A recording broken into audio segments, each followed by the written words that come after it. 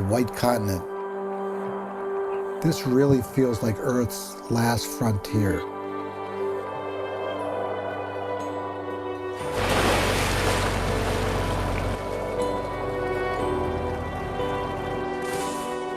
It's so wild and remote here, but you instantly feel at peace.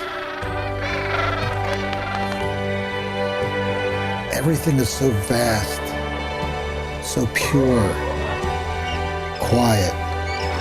It's awe-inspiring.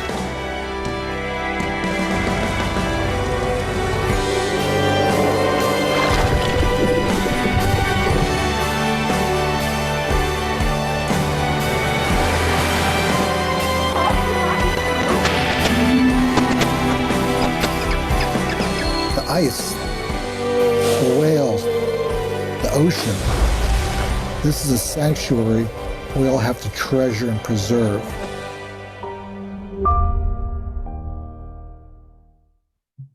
I thought that starting off with that video would be great because it gives you a sense for what Antarctica is like and what it's like to be there.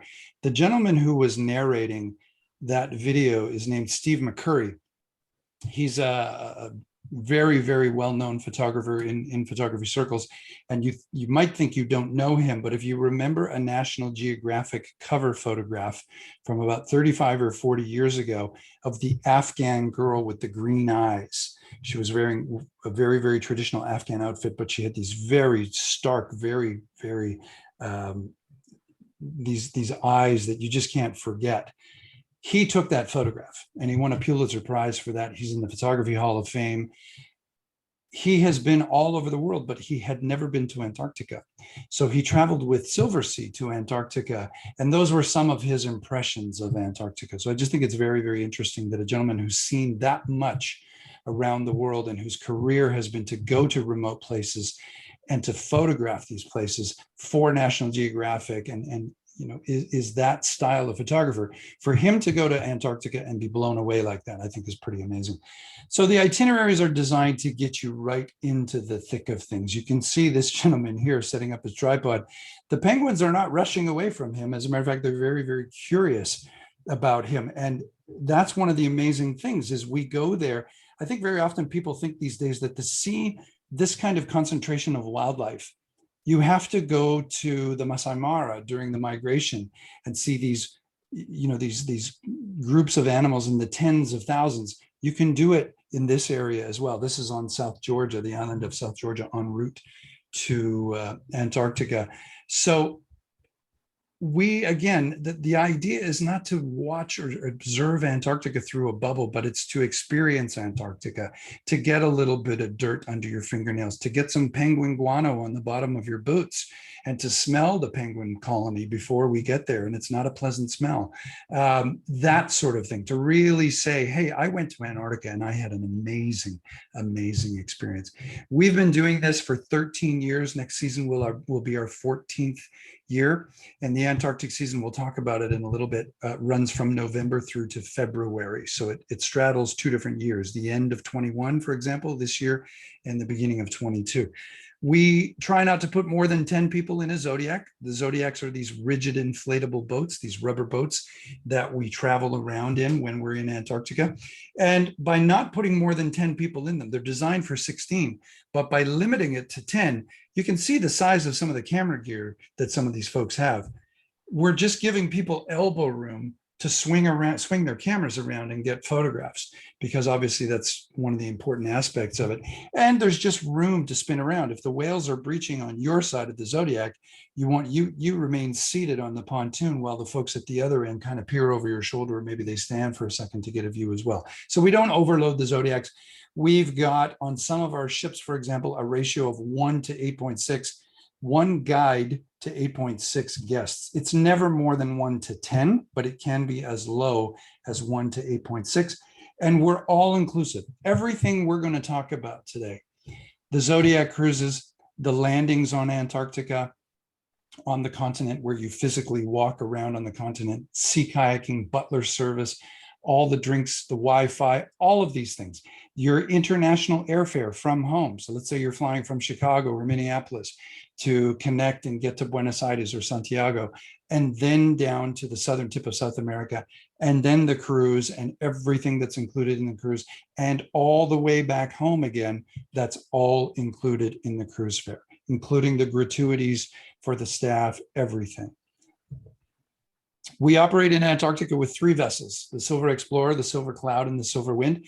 They serve different purposes. The Explorer is smaller, and she's very much an expedition ship. She has 2 dining rooms and a small gym, that sort of thing. The Cloud and the Wind, they were originally designed as classic cruise ships. They were sailing in the Mediterranean and the Caribbean with about 300 guests. We thought that they would make very, very good expedition ships. So we decided to reduce their guest capacity down to 240. And in the case of Wind, I believe it's going to be 274. Increase their ice class, so put more steel in the hull so that they can go to the polar regions. But they have 4 dining rooms. They have a heated swimming pool. They have a jacuzzi. They have a larger gym. They have all these common areas because, again, they were designed for 300 guests. We're only sailing with 240. In the case of the Cloud, we made room for the Zodiacs. We made room for the kayaks. So they're very, very well adapted to expedition cruising, but again, they were designed as classic cruise ships. So they're sort of this perfect balance. And I say that, they sort of straddle that area between expedition and classic. They've got one foot in both worlds. So speaking about Antarctica, I thought we'd do a bit of a refresher, a geography refresher, and tell you that Antarctica is a frozen continent surrounded by oceans. So this is interesting because it's in direct contrast to the Arctic. There is no landmass at the North Pole. As kids, we talk about Santa Claus and Santa Claus's workshop at the North Pole. There's no landmass at the North Pole. If we're lucky, the ocean is frozen there and there's ice, but it's a moving ice sheet. Antarctica is the opposite. There is a landmass at Antarctica. It's covered in ice, but there's land underneath there. So what's interesting for us is we've got, from a geography perspective, where we travel to Antarctica is here, the Antarctic Peninsula, this little finger of Antarctica that sticks north of the red dotted line. The red dotted line is the Antarctic Circle, and it's just below where it says Falkland Islands. So that's the area we're talking about. That area is the first part of Antarctica to thaw in the spring, so in October, and it's the last part of Antarctica to freeze in the fall, so in March usually. And as a result, the wildlife congregate there like crazy. Penguins, orcas, sea lions, leopard seals, humpback whales, southern right whales, shorebirds, seabirds that feast on the eggs and the chicks of the penguins.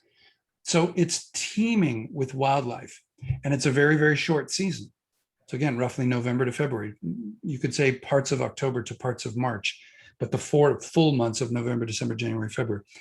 And as a result, it's a great time of year to go there because there's so much going on. The wildlife have that 4-month period, or let's say 5-month period, to do everything, in the case of the penguins, to meet, to court, to mate, to lay the eggs, to hatch the eggs, to fledge those chicks, and then get out of there before the winter comes, because they don't want to be there in the winter.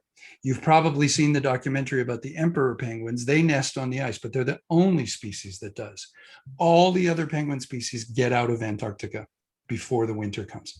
So the other interesting fact, or the lucky coincidence of geography, is how close the peninsula is to the southern tip of South America. And that just means that it's relatively easy for us to get there. Because if you went from Cape Town, it's about 4 days to sail from Cape Town to Antarctica. If you went from Perth or from Hobart or from Dunedin, New Zealand, it's about 3 or 4 days to get to Antarctica. From here, from the southern tip of South America, we can do it in a day and a half to 2 days, depending on the weather conditions. So it makes it quote unquote easy, or relatively easy, to get to Antarctica. So that's your geography lesson for today. So the peninsula, beautiful landscapes, a great variety of wildlife, and very, very remote, untouched area. So we have voyages that run from 10 to 12 days that include the peninsula. The 12-day is just 2 days longer. You spend a little bit more time on the peninsula. We operate voyages that we call Antarctica Expedition Deep South. This is 20 days. So if you figure 2 days to get down, 2 days to get back, we're spending 16 days on the peninsula. This is for people who really want to get in depth into Antarctica. And the idea here is we're going to go south of the Antarctic Circle and say that we crossed the circle. Then there's a much, much shorter program, and one typically for people who are short on time, who are nervous about crossing the Drake Passage, and that's where we fly across. So what takes us 2 days to sail, we do in 2 hours. And we land on a little island at a Chilean air base, and then we still spend 5, 6, 9 days on the Antarctic Peninsula aboard the ship, exploring the region. And then there are voyages that include the Falklands and or South Georgia. So there are voyages that include both the Falklands and South Georgia. There are voyages that do just the Falklands and the peninsula, others that do South Georgia and the peninsula. And that's the one we wanted to talk about because Heidi is putting a group together, and Heidi's very, very excited to be going to Antarctica in November of this year, November 14th, 21, for 16 days aboard the Cloud. So starting in Punta Arenas, Chile. So the international flights, again, remember they're included in your cruise fare. We will fly you from home to Santiago, Chile. Then once we have everybody together, we'll spend a night in Santiago. Then we fly together to Punta Arenas. We board the ship. We make our way through the Beagle and get over to South Georgia, make our way down to Elephant Island, to the Antarctic Peninsula, the South Shetlands, and then up to the southern tip of Argentina and finish in Ushuaia. Ignore this price, please. I just grabbed this from the website, but I'm in Canada, so it grabs a Canadian price. So unless you're paying in Canadian dollars, ignore that price. So we start, this is Ushuaia, but Punta Arenas doesn't look too different. They're very, very beautiful towns. They're in the mountains of southern Patagonia. Pristine areas, lots of national parks around these areas. And as we leave Punta Arenas and Ushuaia, you're sailing through small channels. You've got snow-capped peaks all over the place. And then as we start to get a little bit closer, you start to see lots of seabirds. You see albatross. When we get closer to Antarctica, we start to see the big icebergs, the big tabular icebergs coming off the Ross ice shelf, the coming out of the Weddell Sea and the Larsen ice shelf. Great for photography. And remember, anywhere between 70 and 90% of this iceberg is below the water level, right? So you're only seeing 10 to 30% of this iceberg. That's how much of it is below the water. So you'll learn all of these things on an Antarctic voyage because the expedition team are made up of ornithologists, marine biologists, polar historians. They've been to Antarctica 60, 80, 100 times. One of our expedition leaders was the first woman to scuba dive in Antarctica in 1988. One of our expedition leaders, a gentleman from the UK, overwintered at one of the British bases in Antarctica. He spent 16 months in a row at one of the bases in Antarctica, and he overwintered there. So this is the caliber of people that you're getting that are traveling with you and lecturing on their area of expertise. This is where the ice class comes in really handy because it's fun to park the ship in the ice and allow everybody to disembark and walk around on the ice and get some great photographs like this. This is a very, very typical landing. One of the questions we get most often is how fit do I need to be? This is expedition. It sounds hardcore. It sounds like I need to be a triathlete. And by no means do you need to be a triathlete. The expedition team and the sailors on board will help you in and out of the Zodiac. This is a very, very typical landing. It's a flat area, a rocky or pebbly beach, but no great big hills or great big boulders to maneuver over. This is a fairly typical landing, as is this. Again, another relatively flat beach. There's a bit of an incline here. Thousands of penguins coming into the water and thousands of penguins coming out of the water at the same time. So as we land, as we We get into the Zodiacs on the ship. It's a 3 or 4 minute ride from the ship to the landing site, and you're right there. You're right in the middle of it right away. We don't have to walk off to the colony. The penguins are right there, and they're not afraid of us. We don't pose a threat to them. We're not a predator of theirs. We haven't hunted them in 100 years. So they're not concerned about us being there, and they'll actually waddle around us. There are all kinds of guidelines about how close we're allowed to approach them, but they don't know that. They haven't read the guidelines, so they'll waddle up to you. They're curious, particularly this year's chicks. So again, an idea of what a wet landing might look like. If the tide's going out, we might not, or we won't, beach the Zodiac because they're heavier than they look, and they're tough to haul off of the beach. So if the tide is going out, we won't bring the Zodiac right up onto the beach. We'll leave it just offshore, and we'll ask the guests to do a wet landing. Again, expedition team members and sailors there to help you in and out of the Zodiac. It's just a matter of swinging your legs over the pontoon. You're sort of sitting with your legs in the Zodiac. You swing 180 degrees so your legs are outside of the Zodiac, and then you stand up. You're in 4 to 6 inches of water. We'll give you a very, very comprehensive packing list about what to take, including the insulated rubber boots. These red parkas that you see everybody wearing in all of these photographs, we provide that red parka. So you don't have to pack one and take up half your luggage with a big bulky parka. It's sitting in your suite waiting for you when you get there, when you board the ship. So we're just trying to make it easier for everybody. One less thing to pack, less weight in your luggage, and just make it easy. And it's yours to keep. It's a brand new parka. It's in the bag. No one's worn it before. It's yours, and it's yours to keep or decide what you want to do with it. You can see how close the ship is. So again, it's not more than a 4 or 5 minute ride from the ship in the Zodiac to get ashore.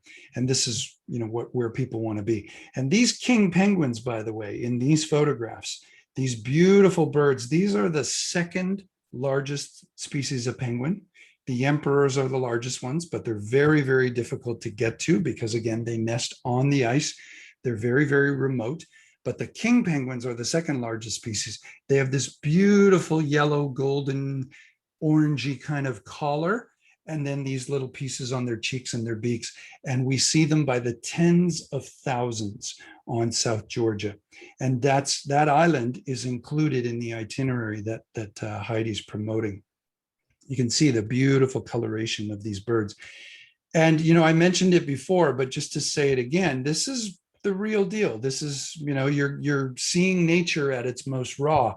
Depending on how the wind is blowing, we will smell this colony long before we see it, and we will hear it long before we see it. There are tens of thousands of birds. There are 2 colonies on South Georgia. One has an estimated 60,000 nesting pair of king penguins, and the other one has an estimated 100,000 nesting pair of king penguins. You can see them on Google Earth. That's how many birds there are. And then imagine each pair has a chick, or almost every pair has a chick. So a lot of birds. And that's why we can sometimes smell them first, depending on how the wind is blowing. Penguins, once we get to the colony, and certainly in South Georgia as well, penguins are the stars of the show. We see them everywhere. If you were going to the Arctic, if we were talking about a safari in East Africa or Southern Africa, I would not promise you anything in terms of wildlife. I wouldn't promise you northern lights in the Arctic. I wouldn't promise you polar bears in the Arctic. I wouldn't promise you a leopard kill in Africa. I wouldn't promise you giraffes in Africa. In Antarctica, I can promise you're going to see penguins. You will see thousands and thousands and thousands of penguins. Chinstrap penguins, Adelie penguins, and Gentoo penguins on the peninsula. And in South Georgia, again, those king penguins. So you'll likely see 4 to 6 species of penguins. These are Adelies. Again, you can see how close the ship is. It's not a long ride on the Zodiacs to get over here. At the right time of year, now in November, Antarctica is very, very different than it is in February and March. It's very pristine. It's very clean. There's still snow and ice from the previous season. It looks absolutely beautiful, but you see the penguins in their courting phase, and the males are stealing pebbles from each other because they're making the nests. You won't see them laying on eggs, and you won't see chicks yet at that time of year, but it's a beautiful time of year to go because it's absolutely pristine white and beautiful and clean. These colonies with tens of thousands of penguins, imagine 3-4 months in, after they've arrived for the season, what that looks like with their tracks and all over the place. It just looks very lived in. In November, it doesn't look very lived in. It looks brand new. So it's a beautiful time of year to go. So all of that is taking place, those landings on those relatively flat beaches and going to visit the penguin colonies, going on a longer, more strenuous hike like this, for example. These are all options that will be presented to you the evening before. So every evening before we go out for the next day, the expedition team have a meeting at 7 o'clock every evening called the recap and the briefing. And the recap is exactly what it sounds like. They're recapping the day. Where did we go? What did we do? What did we see? Why was it significant? Why was it important? And the other half is the briefing. We're briefing you on what we're going to do tomorrow. Tomorrow, we plan to go to ABC Bay in the morning. When we get there, there's an opportunity to do a beach walk. There's an opportunity to do about a 20-minute walk uphill to get to a colony, or there's a 2-hour hike to the top of the ridge, 2 hours return. So an hour, 45 minutes to get to the top of the hill. We'll see this beautiful glacier, and hopefully we'll be there for a calving event. We'll get some photographs, and then we'll turn around and go back. This is all explained to you, and there are always options. So if you're not feeling up to a rigorous hike that day, that's fine. Stay on the beach. Or if it's 3, 4, 5 days in and you're up to here with penguins, you can't take it anymore, spend a morning on the ship, order room service, have your butler bring you breakfast, enjoy the amenities on board, because I notice it all the time. By the 4th or 5th day, whether it's a safari, whether it's Antarctica, the Arctic, not so much, but people have seen so much wildlife and they've learned so much from the expedition team. They actually take a morning off because they need time to process everything that they're seeing and everything that they're learning, because what you're seeing in Antarctica, you can't see anywhere else. And I can show you pretty pictures and I can show you videos, but I'm not doing it any justice. I've been 4 times and I would go back tomorrow because it's different every single time. Carl, why don't you share with them one of the important things about South Georgia and about Shackleton? Yeah, thank you. So Maggie raises a really interesting point. That you've all heard of Ernest Shackleton and the voyage to try to get to the South Pole, and how their ship, the Endurance, was caught in the ice. She eventually was crushed in the ice and sank. They were able to salvage the lifeboats. They put everybody, all the sailors and whatever provisions they could get and whatever into the lifeboats. They made it to Elephant Island, where most of the crew used turned over lifeboats and whatever skins and blankets they had and what have you to make makeshift shelters, while Shackleton and a couple other sailors, using only a sextant, this was in the early 1900s, to get to South Georgia, because they knew there was a Norwegian whaling station there, and it was the right time of year that the Norwegians would be there. So using only a sextant and a compass, they make their way to South Georgia, but they land on the northwest corner of South Georgia. They had to traverse over mountains with no mountain gear, no mountaineering gear. They walked into the Norwegian whaling station on the southeast corner at a place called Grytviken. And the Norwegians, the story goes that they thought they were seeing ghosts, because who would be coming out of the mountains? It just didn't make sense. And then they told their story and what happened, and they mounted a rescue mission, and they made it back to Elephant Island. They rescued all of Shackleton's men. No one perished. Everyone made it back home alive. So there's all of that history that goes with Shackleton, that goes with South Georgia. And ultimately, Shackleton, when he passed away, he was buried there. So Shackleton's grave is at Grytviken as well. There's a ton of great history there. Thanks, Maggie. And we drink a toast to Shackleton at his gravesite. So one of the things that we like to do is make sure that we're not sort of invading the place. So I talked about how many guests we have on these ships, 144 and 240. We don't take everybody ashore at the same time. We split it up. We don't take more than 100 guests ashore at a time. And even then, the 100 guests, like I said, there are always options. There's the slower walk along the beach. There's the medium walk up to the colony that's 15 minutes away. And there's the billy goats that take off and go up the mountain and go on the long hike. So you don't feel like you're in a group of 100 because you're coming ashore in groups of 10. But while those people are on shore doing their shore landing, another group of people are in the Zodiacs and doing what we call Zodiac cruising. And this is just a way to see the wildlife from a different perspective. You're just a couple feet off the water now. And as much as you'll see many, many, many penguins on land, you'll see seals and whales and sometimes penguins when you're in the Zodiacs. And these beautiful landscapes and the glaciers and the icebergs and getting closer to all of that scenery. So it's incredible for photography. It's as much a part of the voyage as landing on Antarctica is, because you're seeing things from this very, very different and this quite unique perspective. So on a typical day, we're off the ship by 8 o'clock in the morning. And let's use the example of the Silver Explorer at 140 guests, just to round it down. 70 would go ashore. So 7 Zodiacs take 10 people each, and they go ashore and they go do their thing. And the other 70 get in 7 Zodiacs each, 10 each per Zodiac, and they go off and go Zodiac cruising until around 9:30, quarter to 10. And then we start to shuffle the groups. The group that was on land now get into the 7 Zodiacs and they go do their Zodiac cruise. The group that was Zodiac cruising, they go on land and it's their turn to do a landing.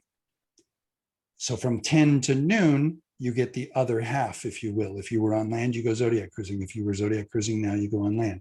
That's the morning. Then you go back to the ship, you have lunch. There might be a lecture, a short lecture. The captain will navigate to another spot where there's a different species of penguin or a big glacier that we're hoping to see a calving event at. And around 2:30 in the afternoon, we do it all again. There's another shore landing for about 2 hours and another Zodiac cruise for about 2 hours. So we say that there are 2 excursions a day, but really it's like 4. There are 2 outings, but 4 events made up of those different landings at 2 different sites, and Zodiac cruising around the 2 different sites as well. And again, the Zodiac cruising is this incredible perspective and this way to get much closer. The other option, and again, everything's included. The landings, the Zodiac cruising, and the sea kayaking, it's all included. We're not going to ding you and hit you for all these little extras. It's all included in your cruise fare. What happens on the first night, the expedition team will ask who's interested in going sea kayaking at some point. Typically, it's about 30% of the guests who decide they want to go sea kayaking. We take their names, and then the evening before the first kayaking opportunity, the expedition team will say, okay, we've drawn the first 16 names for the first kayak outing tomorrow morning. And those 16 names are, or they'll read off the suite numbers, boom, boom, boom, boom, boom.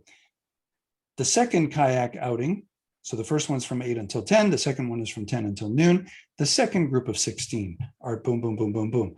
In the afternoon, if the conditions are still good, the third kayak group is this group, and the fourth kayak group is this group. So on a good day, we can get out 64 people. That's 30% of the group right there. So people will say, but how do I get guaranteed that I'm going to go kayaking? I can't guarantee you that you're going to go kayaking, but it's never happened that somebody who wanted to go kayaking didn't. And it's more likely that you will get to go kayaking twice. Because once we get through everybody who wants to go, and we've still got a couple of days left, they'll start working, say, who wants to go a second time? And some people will say, no, my shoulders still hurt from the first time, or it was too cold, or no, thanks, that was good, I don't need to go again. But we'll very often get at least another group of 16 that wants to go again. So the kayaking's a beautiful part of the expedition as well. I talked about the perspective of being in the Zodiacs. The perspective of being in the kayaks, now you're basically at water level and you're away from the ship. So the hustle and bustle of the ship, that's all gone. There's just your group of kayakers, 2 expedition team members, the kayak guides, 1 in the front, 1 in the back. There's a Zodiac that's dedicated to the kayakers. It's just at a good distance away. You won't hear it, but it's close enough that if somebody got cold, if somebody got tired, if somebody wasn't feeling well, they just raise their hand. The Zodiac will come right away, pick you up, and whisk you back to the ship. But it's an absolutely amazing, amazing experience, particularly if you see something like this. In the lower right corner, you see this whale that's just diving again. And if these expedition guides, the kayak guides in the two red kayaks, if they know they're humpbacks, they're telling this group, okay, everybody spin around and follow me because this guy's going to surface right here. We're pretty close. So a wonderful part of a voyage as well. For the really intrepid, when conditions allow, and pretty much every voyage, there's at least one opportunity to do what we call the polar plunge. When you talk to people, when you poll them at the beginning of the voyage, no, I'm not doing that. No way. By the time we offer it, there's this sense of adventure. There's this camaraderie, like, hey, we've all just done this cool thing and we've taken a voyage to Antarctica and hardly anybody does that. And let's all jump in the water. And about 50% of the people end up doing it. And you get a lovely little certificate that tells you what the latitude was and the longitude was and what the water temperature was. And it's right around freezing. Your name, and the captain signs it, the expedition leader signs it. And there's a butler just off this platform here holding a tray of vodka shots. And that seems to be the incentive to get people to do this. It's very interesting to meet with the captain and with the crew and talk to them about navigating in Antarctica. And they're constantly checking for weather. They're constantly checking for ice. It's a really interesting thing. I talked about the camaraderie. This group made it past 66 degrees, 33 minutes south. So they made it past the Antarctic Circle. So they're celebrating that fact. And again, just some absolutely spectacular scenery. I thought I'd talk a little bit about the ship as well. So again, the voyage that Heidi's promoting is aboard the Silver Cloud. I said that she was built as a classic cruise ship. So she was sailing in the Mediterranean and the Caribbean and in the Baltics. And then we converted her to an expedition ship. Oh, sorry, I got these two inverted. We'll go back to the ship in a moment. Let's focus on this while we're here. This is what's going on in Antarctica in terms of daylight, in terms of temperature, in terms of the extent of the sea ice, what's happening with the penguins, and what's happening with the other wildlife. So early in the season, the earliest commercial voyages you might see are late October, but most start in November and will go to the end of February. You might see some into early March, but not very much. So it's still this early part of the season. Remember, I said it's very, very pristine and white. You can see the ships here are going through the ice that hasn't broken up very much. By the time you get later in the season, the ice has broken up a lot more. Not so much because of the temperatures. You see, the temperatures aren't changing that much, but it's because of the hours of daylight. Around the solstice, so leading up to the solstice in December, all through December into January, we're getting 20, 21, 22 hours of daylight, depending on where you are on the peninsula. And all that solar radiation, day after day after day, for 20 hours a day, that starts to make the ice brittle and it starts to crumble. And then the currents and the waves start to break it up with the help of all that solar radiation. So going back to November, it's starting to warm up. So -3 Celsius is going to be 26, 28 Fahrenheit. That would be minimum. That would be nighttime temperatures. Your maximum daytime temperature, 2 degrees Celsius, that's going to be 34, 35. So I tell people it's typically, and again, I'm from Toronto. I assume most of you are from the Midwest. It's colder at home in December and January, sometimes in late November, than it will be in Antarctica. And on a nice warm day, it'll get up into the 40s and you're walking around with just part of your parka, maybe just the shell or just the insulating layer. I mentioned too that what's going on with the penguins is they're courting and they're nesting, and it's fun to watch, particularly the courting behavior and when they start building their nests and stealing pebbles from each other. Lots of snow and lots of ice at that time of year. So you're seeing this pristine Antarctic environment, lots of elephant seals, lots of seals. The whales are around. This chart is a little bit deceiving. There are always whales around, particularly orcas, killer whales, because wherever there are penguins going in and out of the water, there are killer whales and leopard seals, because every one of those penguins represents a snack to those marine mammals. So Don't let this fool you. There are always whales around. There are more whales later in the season, but there are certainly whales around in the early part of the season as well. Okay, going back to the Silver Cloud. This is the entry-level suite on the ship. This is as bad as it gets. This is as small as it gets.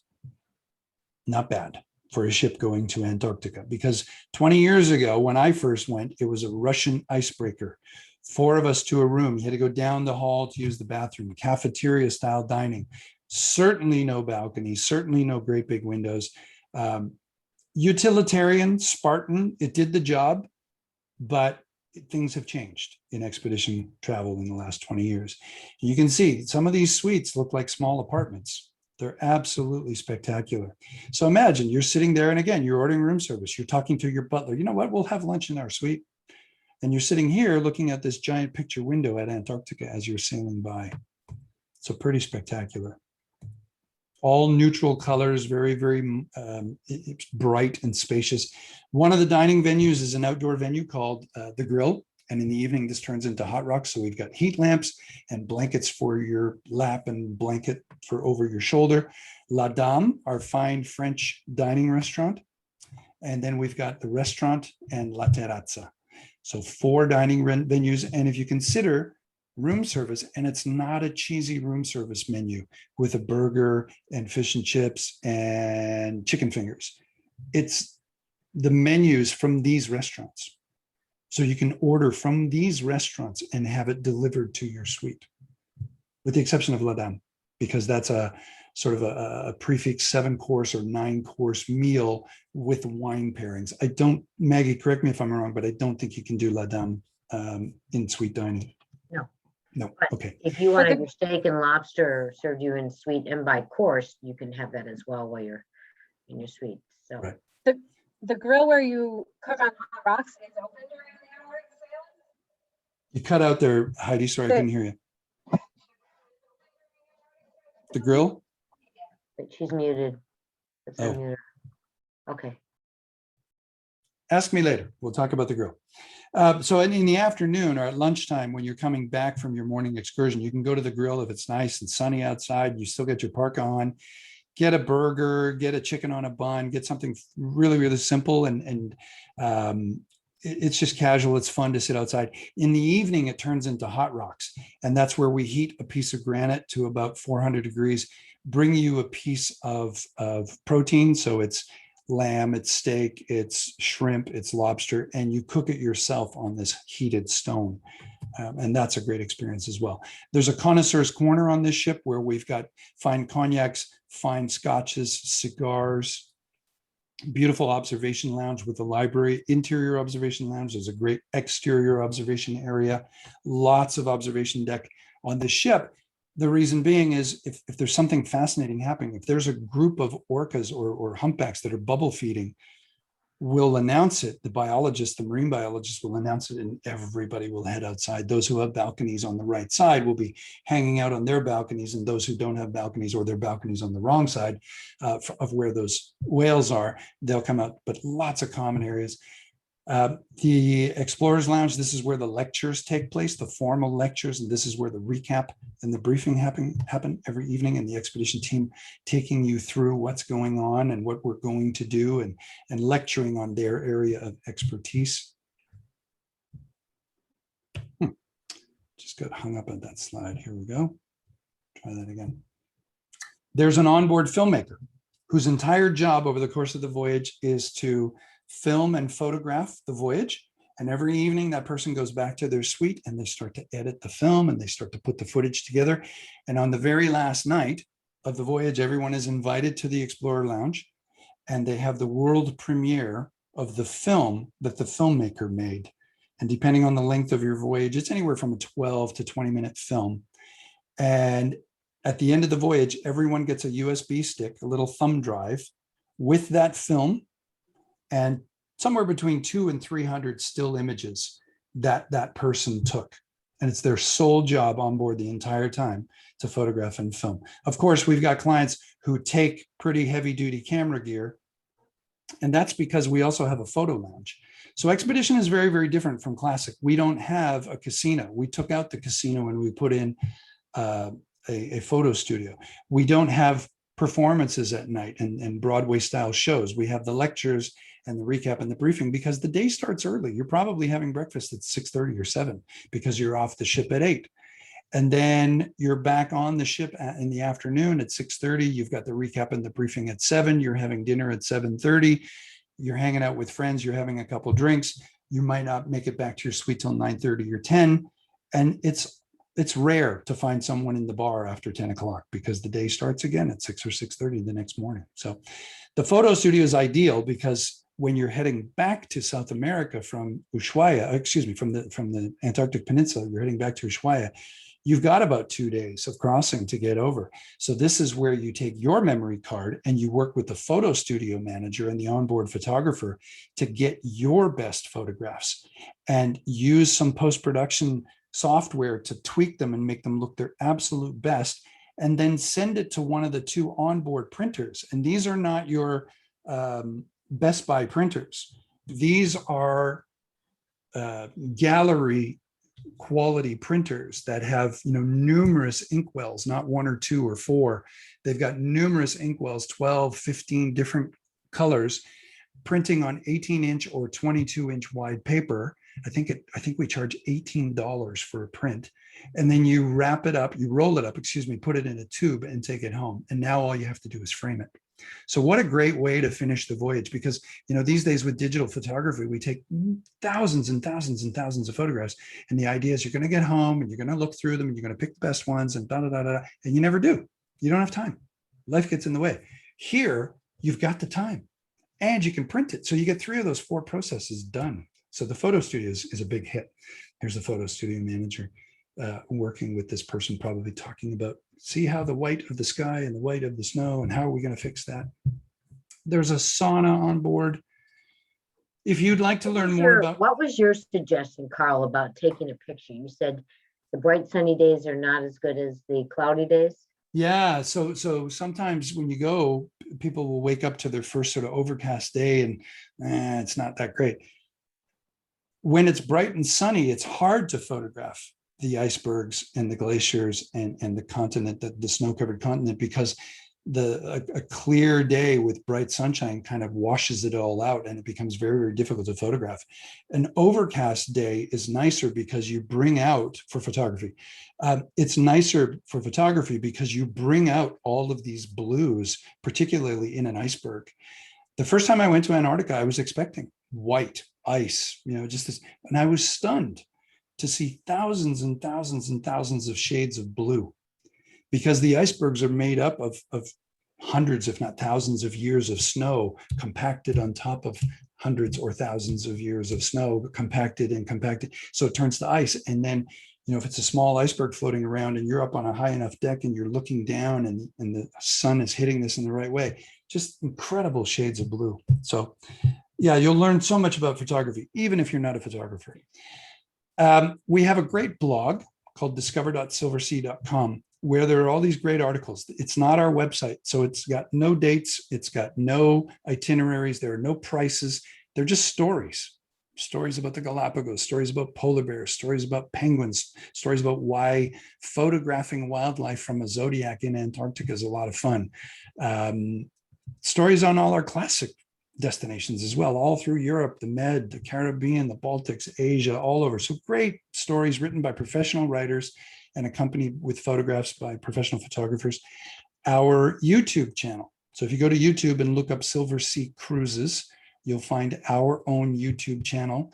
And there are dozens and dozens and dozens of incredible videos there of Antarctica, the Arctic, the Galapagos, just to give you, again, a better sense and feel for the place. Adaptability and flexibility are key elements of expedition cruising. We don't have such a set itinerary as such.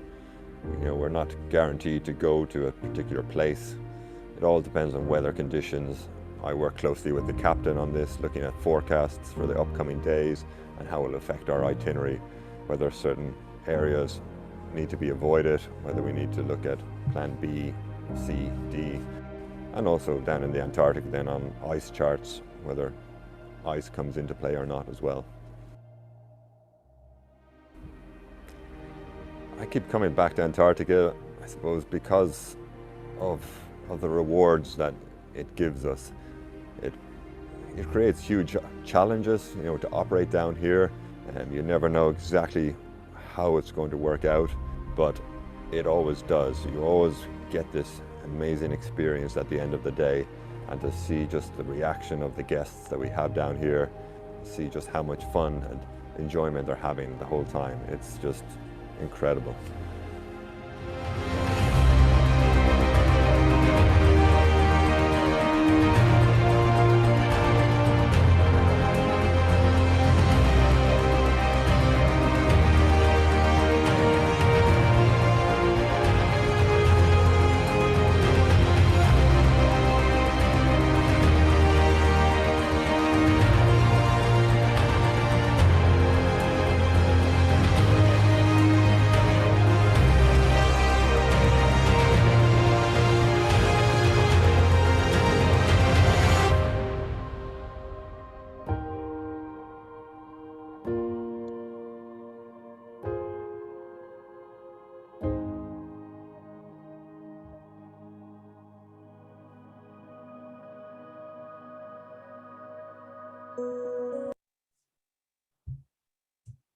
A bit of an abrupt ending to that video. Sorry about that. And that's everything I have. So maybe we'll open it up to questions, and feel free to unmute yourself or type a question into the chat box. And we'll try to answer them while Maggie and I are here and while Heidi's here. So one of the questions that I had in advance, I think you kind of touched on already, was what Silversea provides.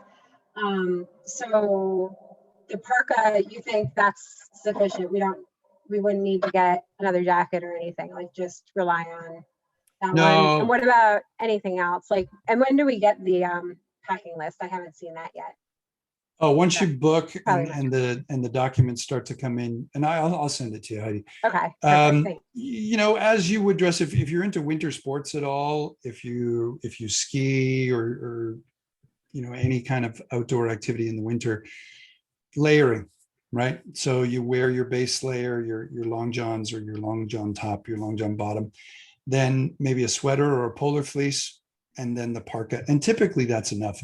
You know, if it's in the teens and there's a really fierce wind blowing and there's a wind chill that puts it down to, you know, -10 Fahrenheit or something, that we're not going to go out. Or we'll move around to a different spot. You heard that expedition leader there. You heard Luke Kenny say that we'll go from plan A to plan B to plan B to plan C to D.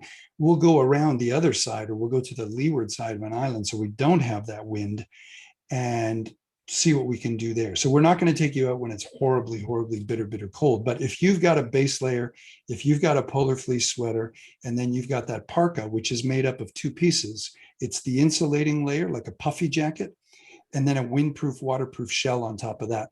With those 4 layers, you're fine. Absolutely fine. I mean, if you're super prone to getting cold, and if you're not moving around much, if you're going to be pretty sedentary and your idea is to get great, you know, full face images of the penguins or something like that, then you might want to put on 1 more layer. But beyond that, you're going to start to look like the Michelin Mans. You won't be able to move around too much. So the parka is the only piece that we provide, but we work with a company called Ship to Shore Traveler. They're based in Seattle, but they have offices in Ushuaia and in Punta Arenas, and they have a package of gear, and you can rent individual pieces, or you can say, give me the whole package. And again, it accomplishes a couple of things. It just takes the stress and the hassle of it away. All that gear is sitting there waiting for you when you arrive. You don't have to run around. You don't have to find it, purchase it, check your size, all that kind of stuff, and then stuff it all in your luggage and take up most of your luggage, weight allowance, and take up the space in your luggage. It's all sitting there waiting for you. So the boots, the waterproof pants, the trekking poles, hats and mittens and things like that, I find to be a pretty personal thing. Of course, they'll rent them to you. But again, those of us in this part of the continent, I would assume everyone's got hats and mittens and gloves. But waterproof pants, boots, and trekking poles, if you think you want them, consider renting them. from Ship to Shore Traveler, and they'll make sure that it's all sitting there in your suite when you arrive, together with the parka that we talked about that is yours to keep when you get there. And do you recommend sunglasses or goggles or anything for, Yeah. you know? Yeah, and a wide brimmed hat as well. People don't think about it, but the glare coming off the water, the glare coming off the snow and the ice, you'll see people get sunburned pretty quickly. So sunscreen, a wide brim hat to sort of protect this part of your face, sunglasses to protect your eyes, and then sunscreen to protect you from the reflection of all of the sunlight, because the sun can be pretty strong down there as well. And I don't think we needed visas, right? I just wanted to confirm No that. visas required for Argentina nor for Chile, because this voyage starts in Chile and ends in Argentina. So you're in two different countries. But no, U.S. passport holders, Canadian passport holders do not require a visa for either of those countries. You're fine. I believe it's a visa on arrival for Argentina, and it's just a sort of electronic visa. If you've been to Australia recently, they have the same thing. You pay on arrival.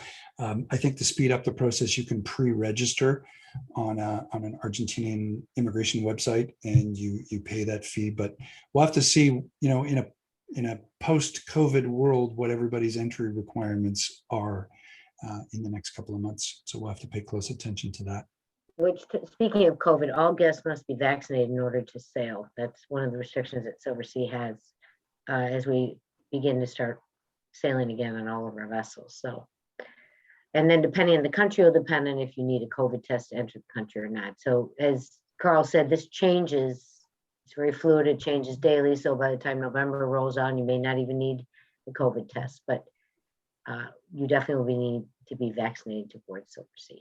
Yeah. So, we would both be loath to tell you anything about what Chile's requirements are or what Argentina's requirements are. Let's look in October. Yep. Yeah. No, I agree. It changes weekly. Yeah, it does. It does. I mentioned that we've started sailing in the Galapagos again, and it's changed a couple of times since we started. And we believe on July 1, on Thursday, it's going to change again, because right now, fully vaccinated people can get into Ecuador, no problem. You don't need a PCR test. You don't need anything. You just need proof of vaccination. But you do require proof of a negative COVID test taken within 96 hours to get into the Galapagos. So one region within Ecuador is different than all the other regions.